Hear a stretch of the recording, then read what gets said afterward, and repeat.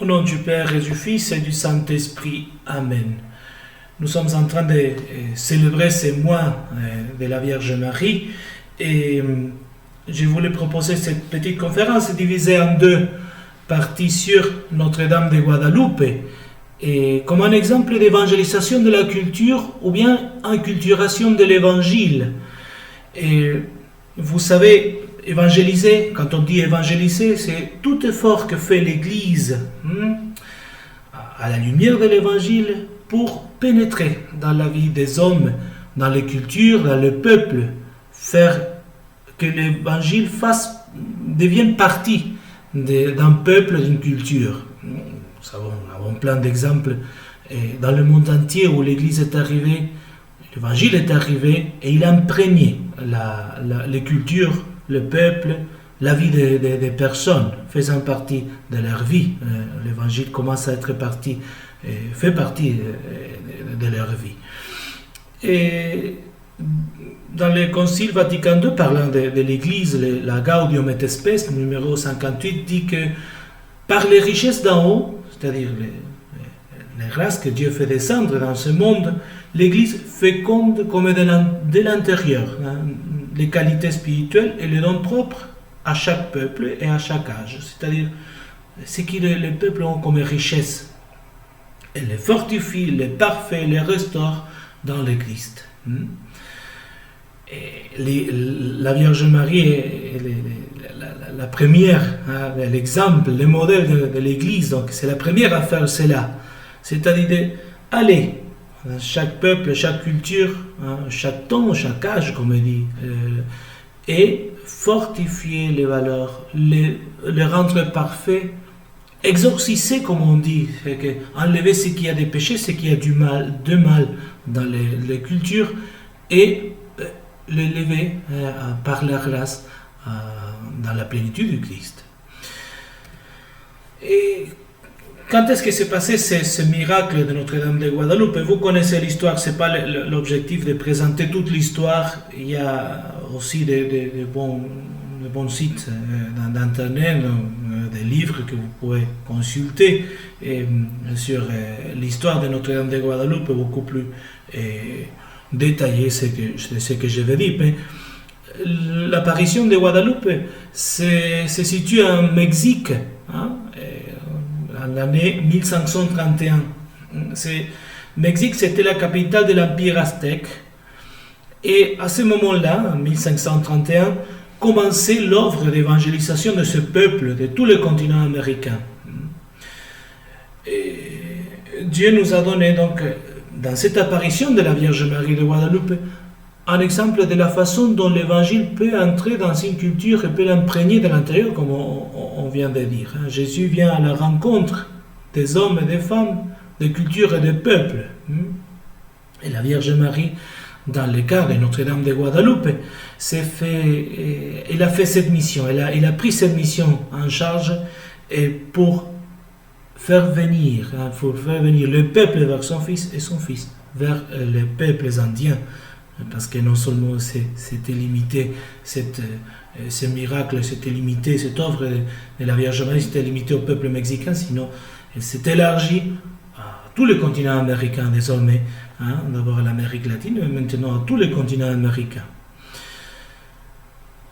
Dans le cas de Notre-Dame de Guadalupe, je disais, c'est la même Vierge qui prend cette initiative d'aller vers les peuples indiens, ou le peuple indien aztèque, le peuple propre de Mexique, pour montrer, ou se révéler, montrer avec un langage accessible et compréhensible à ce peuple, et pour devenir ainsi, de cette manière, une partie essentielle de la culture du peuple mexicain, et faire partie de son identité. Comme c'est actuellement, Notre-Dame de Guadalupe fait partie des trésors de la culture de Mexique. Non seulement comme peuple, mais surtout comme Église. C'est l'Église en Mexique, comme l'Église en Amérique latine.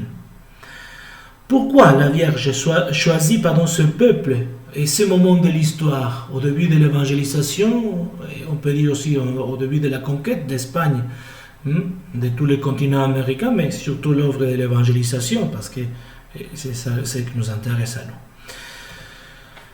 Et un dieu aztèque auquel était attribuée la fertilité, était devenu comme avec le temps un dieu féroce, un dieu qui avait besoin de sacrifices humains.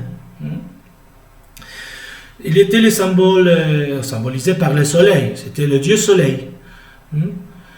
Ce dieu était toujours en combat permanent avec la lune et les étoiles. Il avait besoin, croyaient les Indiens, du sang humain pour restaurer chaque jour ses forces. Sinon, il allait succomber.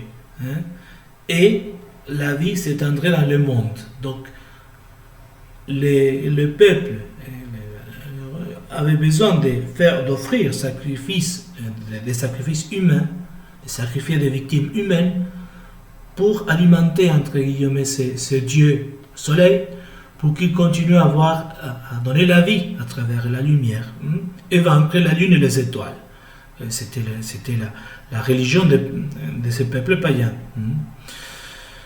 Et pour cela, les sacrifices humains et l'anthropophagie des Aztèques n'a pas connu un autre équivalent dans l'histoire de l'humanité.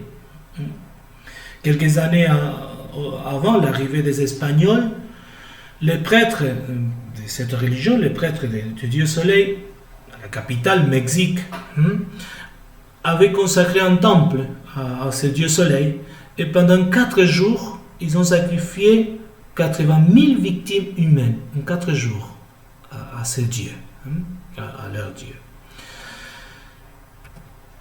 En 1519, l'Espagnol Cortés, conquistador, débarque en Mexique à la tête de 500 soldats, un petit groupe de soldats. Il va conquérir tout le pays pour l'Espagne, mais il va aussi penser à l'évangélisation des Aztèques, c'est-à-dire de venir avec l'évangile du christianisme. Il obtient en 1524, c'est-à-dire 7 ans avant l'apparition de Notre-Dame de Guadalupe, rappelons-nous que c'est en 1531, en 1524, il obtient la venue de 12 franciscains en Mexique. C'est les 12 apôtres de Mexique, on les appelle. Ces missionnaires s'intègrent rapidement à la population de Mexique. Ils commencent à construire des églises.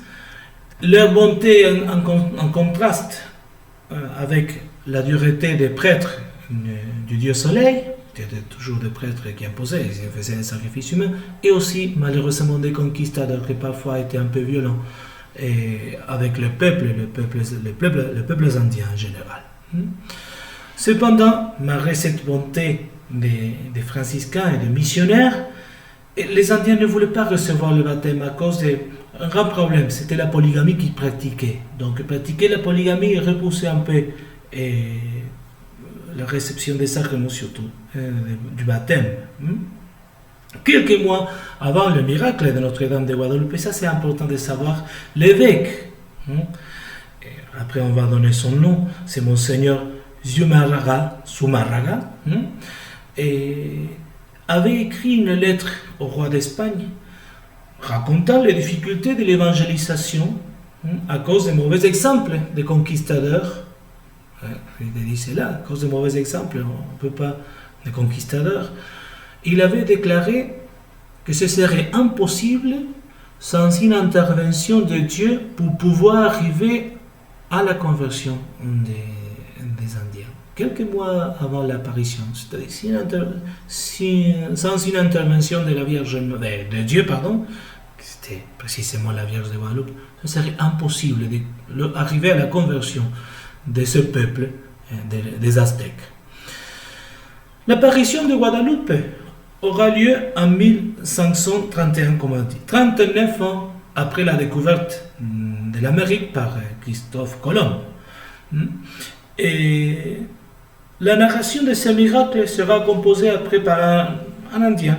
Il sera en langue nahuatl. Nahuatl, c'est la langue propre de ce peuple. Il appelait cet écrit, ce livre, ce récit, le Nikan Mopowa, c'est-à-dire c'est le premier mot. Ici vient raconter, ici est raconté. C'est un samedi. La Vierge choisit un samedi, un 9 décembre, jour où on célébrait à cette époque-là l'Immaculée Conception.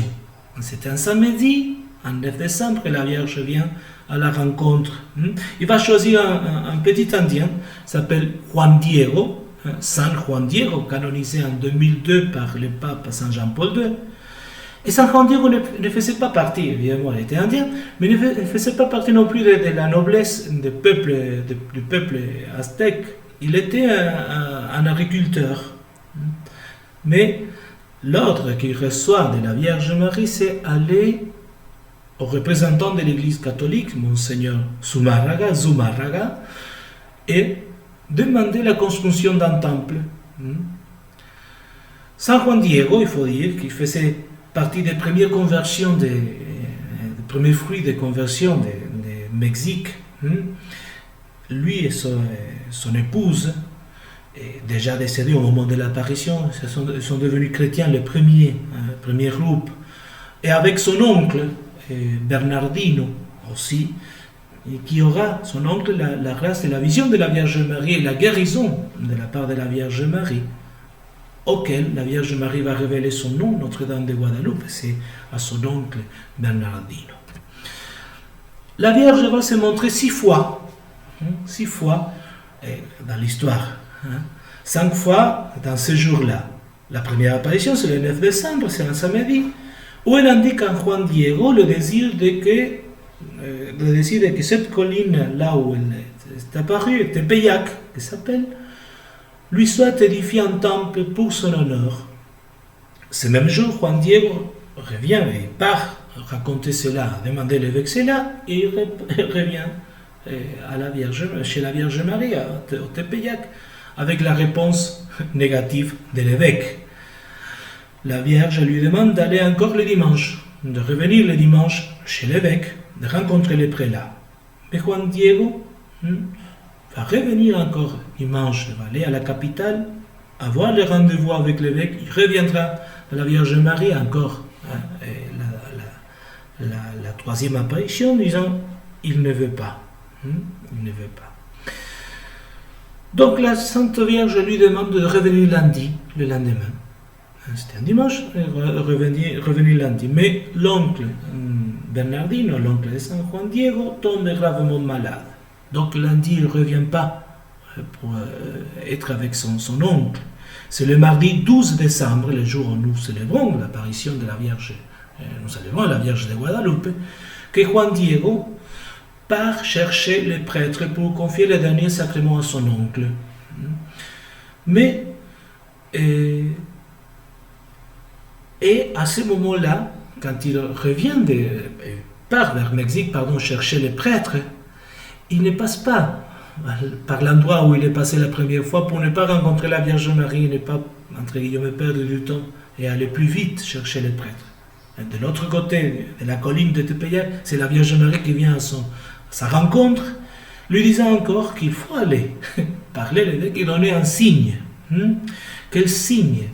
Parce que l'évêque, le Monseigneur Zumárraga, demandait vraiment une constatation, une preuve que la Vierge Marie voulait construire, c'était la Vierge Marie qui voulait construire ce temple, et non pas un délire de Saint Jean Diego. Et donc, quel est le signe? La Vierge Marie lui ordonne d'aller monter au sommet de la colline et de trouver des fleurs qu'il va ramasser. Donc, au sommet de la colline de Tepeyac, accomplissant l'ordre de la Vierge Marie, le petit indien San Juan Diego trouve des roses de Castilla, des roses d'Espagne, des roses qui étaient sorties à ce moment-là en plein hiver, des roses en hiver. Le signe est évident. D'abord, les roses, ce n'était pas une fleur du pays, c'était des roses étrangères, n'étaient pas cultivées à ce moment-là, en plus en plein hiver. Rappelons-nous, c'est décembre, l'hémisphère nord c'est toujours l'hiver. Donc, c'est quelques heures après que San Juan Diego va se présenter, encore une fois, chez l'évêque.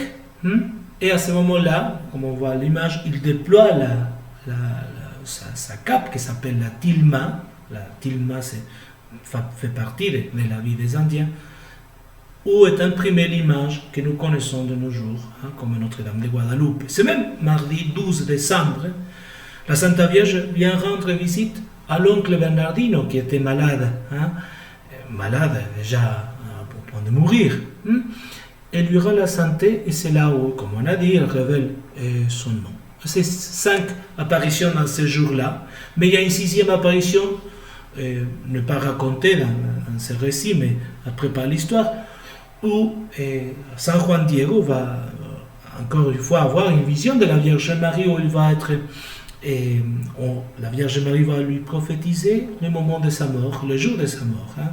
La mort de San Juan Diego s'est produite le 30 mai 1548. Alors, qu'est-ce que c'est la tilma, ou bien ayate, comme on dit aussi, c'est l'autre nom. La tilma, c'est une cape, une espèce de cape, un élément très important dans la vie des Indiens. C'est d'abord parce qu'ils s'habillent avec ça, ils protègent du froid pendant l'hiver et le soleil pendant l'été aussi. En plus, l'été, le symbole, c'est symbolique pour unir les couples au moment du mariage. Les deux, l'épouse et l'époux sont découverts par la tilma, de façon, un symbole d'union. La tilma est faite d'une matière végétale, c'est une fibre végétale. C'est le maouei, c'est cette espèce d'aloès qu'on trouve dans la Méditerranée aussi, dans les climats méditerranéens ici en Europe ou bien. Et elle était souvent, cette tilma, composée par des formes géométriques et des couleurs. Mais il faut dire que l'image de Notre-Dame de Guadeloupe est humainement impossible de réaliser, c'est-à-dire pas dans un tissu pareil, humainement impossible, à cause de tous les détails qu'elle contient, qu'on va voir dans une 12e vidéo. Comme on a dit plus haut, les signes voulus par Marie et que San Juan Diego doit amener l'évêque, c'est précisément les roses. Des roses qu'il ramasse au sommet de la colline de Tepeyac. Il s'agissait des roses cueillies en hiver d'abord, miracle, mais des roses de Castille, c'est le pays d'origine des Espagnols, ce qui fait émouvoir l'évêque quand il, parce que c'est un signe, c'est une fleur de son pays. Des roses en hiver dans un endroit désertique, comme les sommets d'une montagne, plus une variété de fleurs qui n'existait pas encore dans cette terre. Tout était pour montrer, d'un côté, l'effet miraculeux, de l'autre côté, c'est le fait que la Vierge voulait unir les peuples, deux peuples, c'est des roses d'Espagne. Au moment où San Juan Diego déplace à Tilma, Monseigneur Zumárraga tombe à genoux, les larmes aux yeux, admirant les roses de son pays. Tout à coup, il aperçoit sur le même le portrait de Notre-Dame. Marie est là comme imprimée sur le menton, très belle et pleine de douceur. À ce moment-là, les doutes de l'évêque font place à une foi solide, à une espérance émerveillée. Notre-Dame de Guadeloupe, il faut dire, elle est métisse. Elle parle la langue des Indiens. Elle a choisi un pour être son messager. Elle choisit un Indien pour être son messager. Elle ne choisit pas un Espagnol. Elle est aussi habillée comme les gens de son peuple, le peuple indien. En même temps, l'image est un peu le reflet de la femme de l'Apocalypse, que les Espagnols connaissaient très bien. C'était dans les chapitres 12 de l'Apocalypse. Cette femme de l'Apocalypse, chapitre 12, verset 1-2, un signe apparu dans le ciel. Une femme ayant le soleil pour manteau, la lune sous les pieds, et sur sa tête une couronne de 12 étoiles. La Vierge Marie, elle est enceinte. La tradition de l'Église a appliqué à plusieurs reprises cette image à Marie, même aussi c'est une image de la Vierge Marie, mais la Vierge Marie est la première en l'église. En plus, l'image de l'Immaculée Conception. Rappelons-nous que c'est le 9 décembre, c'était la première apparition.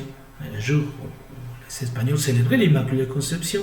L'Immaculée Conception, c'était une image, un titre aimé par les Espagnols. Et elle garde l'iconographie de l'Immaculée Conception, garde tous ces symboles de la Vierge de Guadeloupe. Nous pouvons encore dire, et garde aussi la description qui fait l'Apocalypse, une dame habillée d'un soleil, la lune sous ses pieds, couronnée d'étoiles. C'est des symboles qui se répètent dans Notre-Dame de Guadeloupe, l'image. Nous pouvons dire encore que l'aube et le voile de la Vierge de Guadeloupe s'approchent au rouge et au bleu de l'iconographie classique. Le rouge, c'est l'humanité couverte par les voiles, et la tête couverte par un voile. D'habitude, généralement, la Vierge Marie, plusieurs de ces images, de ces dévotions, et l'image, on la voit couverte d'un voile bleu, avec les mains en prière aussi, c'est habituel dans l'iconographie occidentale, on peut dire, et même l'iconographie de l'église orientale aussi, la Vierge avec les mains en prière. Tout cela pour dire que d'abord la Vierge de Guadeloupe voulait se montrer aux Indiens. Dans la deuxième vidéo, on va voir comment, quel symbole elle va garder pour communiquer, pour se communiquer aux Indiens, communiquer les messages de salut, les messages de son Fils Jésus-Christ.